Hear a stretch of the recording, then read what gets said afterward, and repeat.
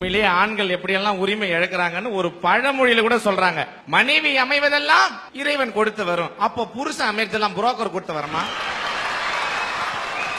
மாதராய் பிறப்பதற்கே நல்ல மாதவம் செய்திடல் வேண்டும் அம்மா.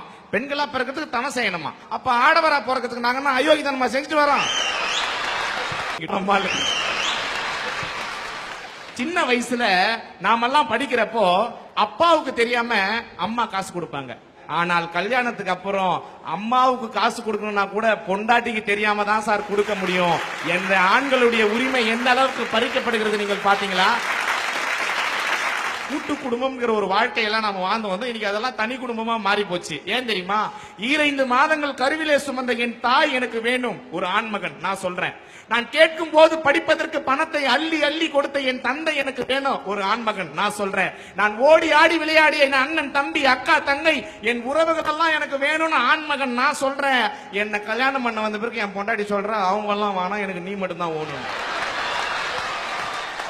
இன்னைக்கு சிரிச்சு பேசுற அண்ணன் தம்பி எல்லாம் முறைச்சு பார்த்துக்கிட்டு போறான்னா ஆண்களுடைய உரிமை எல்லாம் மறுக்கப்படுகிறது என்று சொல்லி